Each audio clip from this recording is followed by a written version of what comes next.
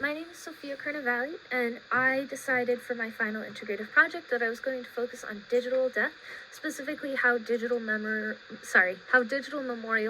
compare to historical mourning routines. So this presentation is basically going to be talking about how the culture surrounding grief and mourning has shifted in Western society in conjunction with the growth of social media usage. So from memorial pages and posts to virtual funerals and obituary websites, our previously quiet and private expectations for grief have morphed into a loud public matter.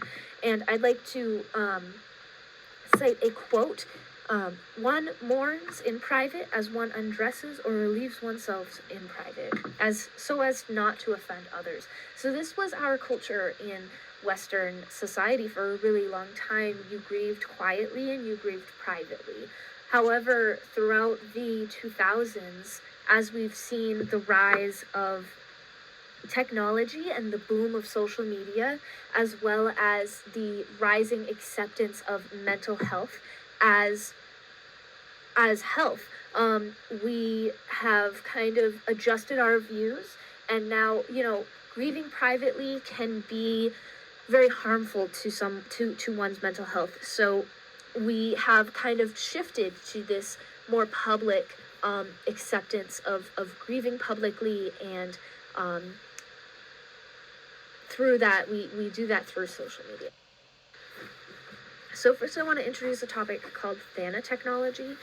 So let me explain what thanatechnology is. Thanatechnology is like a play on words of thanatology. Thanatology is the study of death, dying, grief, and bereavement, but thanatechnology is specifically the use of technology to contribute to the study of death, dying, grief, and bereavement. So I read a scientific journal. It was a study of people who used social media to grieve and mourn their lost loved ones. And there were 4 key themes to this journal. The first one was online influence. So seeing others publicly mourn creates the expectation that everyone should. If you see your friend post a memorial post for their grandmother who recently passed away, you are more likely to, when your grandmother passes away, to post a memorial of some sorts to your social media account. The next one was the announcement of death and kind of the realization that social media is the new word of mouth. Prior to the widespread use of the internet in kind of like the late 1990s, prior to that, you found out about deaths in your community through the newspaper postings or through word of mouth from your neighbors, from your close friends. Today, you find out about deaths in your community through social media. Personal benefit, people use social media to cope with death. So by posting those memorial posts and by having people interact with them, by liking those posts and commenting words of support, that is a way that people can cope with death, and a way that people move through that process of grief and mourning. And then hypocrisy was the 4th one. This was just kind of interesting to me. People kind of view others' posts as performative. So when somebody else posts a memorial to their social media account, the people in this study reported that they felt that it was most of the time performative. But then they then viewed their own memorial posts as justified and not performative, which I just thought was interesting and I wanted to include. So to connect it to course themes, I want to connect it to the death ritual theory, which is the theory that societies use structured ceremonies like funerals to manage the disruption of death.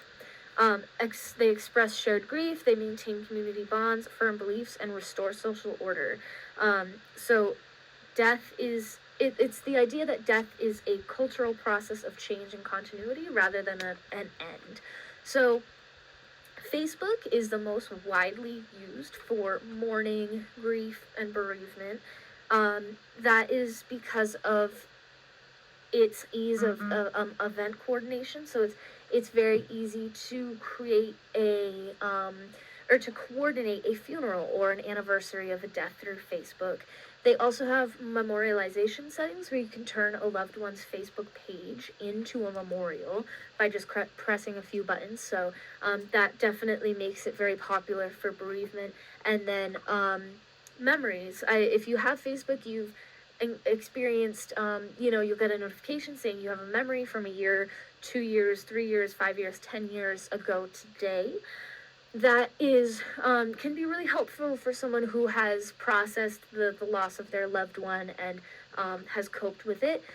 They can see memories of good times with their loved one. However, in the short term, for people who have just lost a loved one or are still working through the mourning process, these memories can kind of be can have a little bit of a sting, unfortunately. However, this is an aspect that adds to Facebook's use of as a memorial site, so I wanted to include it.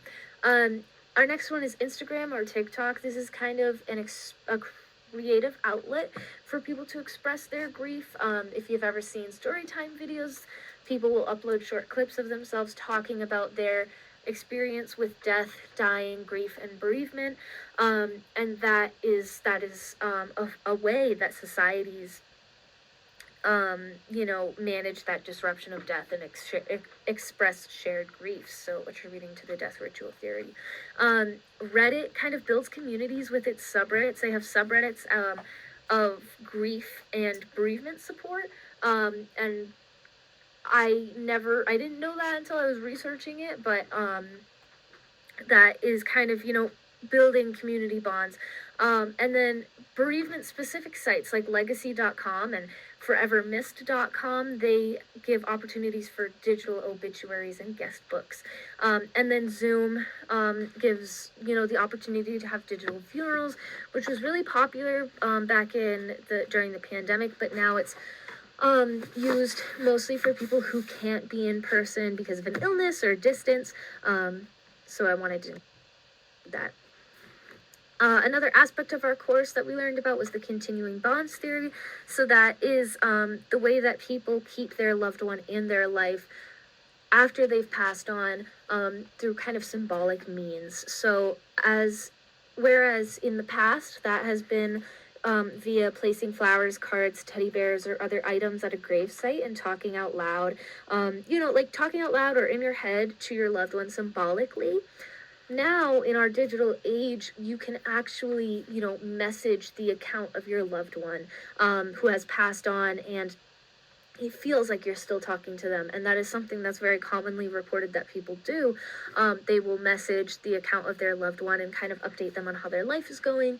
And so it's really profound way of showing the continuing bonds theory in modern day in our digital age. I just wanted to read this quote I found. It says, quote, "Visiting their grave in a cemetery might feel strange. It might not feel like your friend is there, as you never visited that place before together.